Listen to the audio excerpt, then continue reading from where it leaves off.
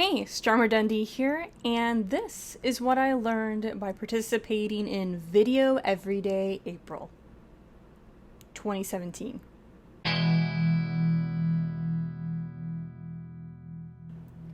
So if you remember, 30 days ago, if you're watching this anywhere remotely near what my present time is, I started making VEDA videos, VEDA standing for Video Everyday April.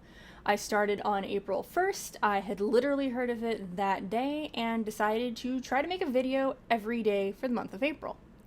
Now, overall, I was not successful. I definitely missed some days. Some days I came home from work, had things to do after work, and literally fell asleep before I could film a video. I work probably a little over 50 hours a week and then have things on top of that, so I was just exhausted and it didn't happen. But I still managed to get 24 videos out, something like that. I even had one day where I filmed about 4 videos or more.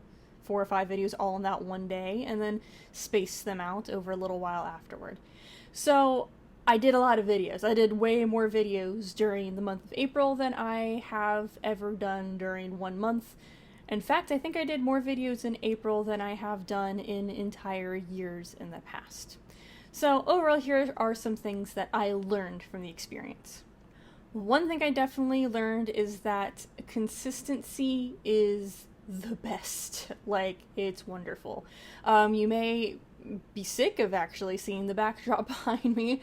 I found one place that works for a camera on a tripod. I have a decent Logitech webcam on a tripod right now. I have a decent Yeti mic that I've had for years on a mic boom arm thing.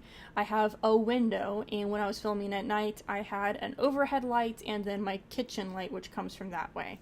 So depending on what I needed to do and what I needed to show the camera, I pretty much sat here in my very old and peely and cat scratched office chair at my dining room nook table place with my collection of knickknacks from mostly Loot Crate and other things just kind of sticking behind me, and then my laptop is over here so I can see out of it. Having this setup has been the best. If I did not decide beforehand, hey, every video I'm going to shoot period is going to be at this table facing vaguely this direction, I probably would not have managed to get the videos out. I knew every single day that even if I felt very uninspired, even if I didn't have a clear script beforehand, I could sit down in this chair in front of this general setup and make something. So consistency was very, very nice. Something else that was also very useful was getting, kind of shortcuts with editing. I eventually got to the point, at some point in time, I don't even remember when, during the month, I made a little outro to my videos, which is just a credit scene and me making weird faces in the background.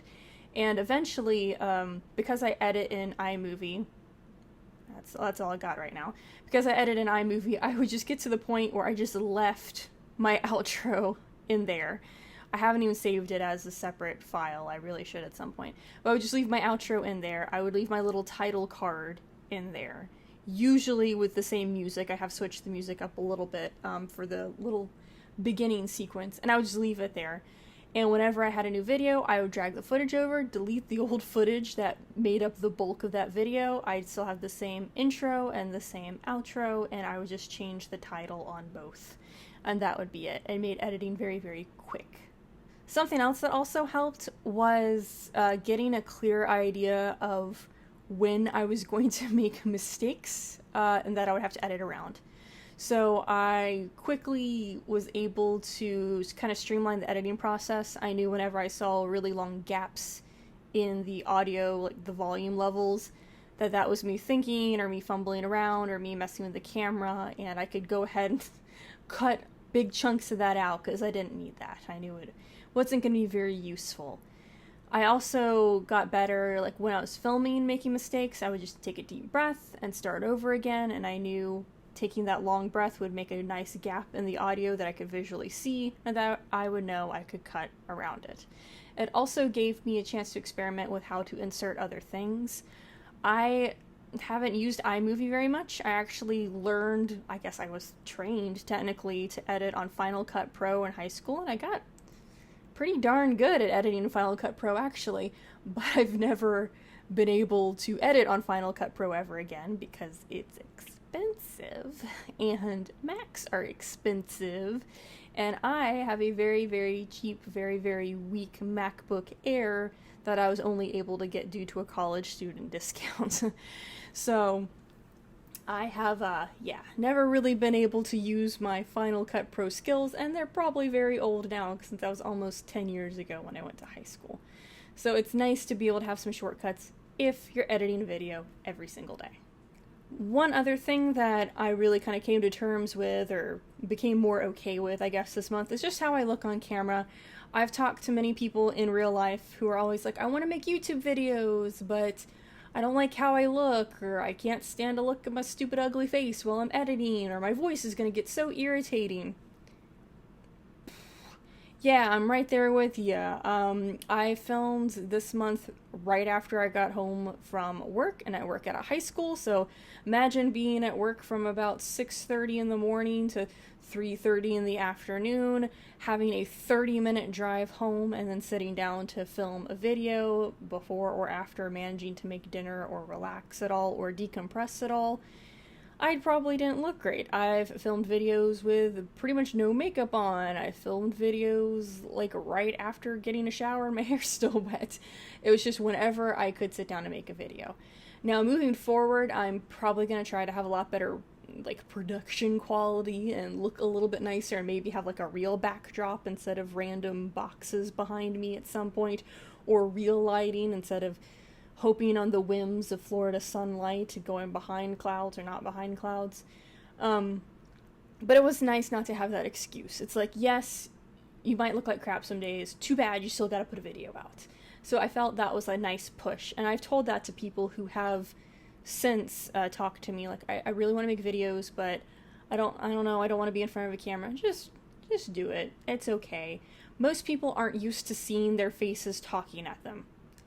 Because you don't see yourself unless you're looking at a mirror all the time.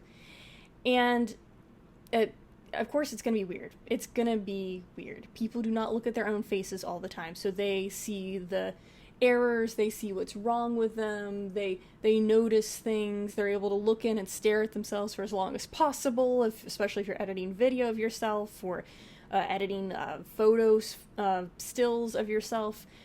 You're going to be hypercritical of your own appearance and how you sound. But ultimately, most people probably aren't going to notice those flaws, or if they do notice those flaws, they're probably not going to say anything, and if they probably say something, they're probably a jerk. So, who wins in the end? But basically, don't let that be a hindrance to making video in the long run. And last, probably the biggest thing I have learned making these videos all throughout April is that I have a lot to talk about. I think I said this in the first video, but I've literally been hoarding up ideas for videos and blogs and projects and things I wanted to talk about, essays, posts, just things in general that I've wanted to talk about for a long time. And if you look back at the videos in April, it might not seem like that, like, ugh, she made a video about a stupid McDonald's toy, or why are we looking at these weird old children's books?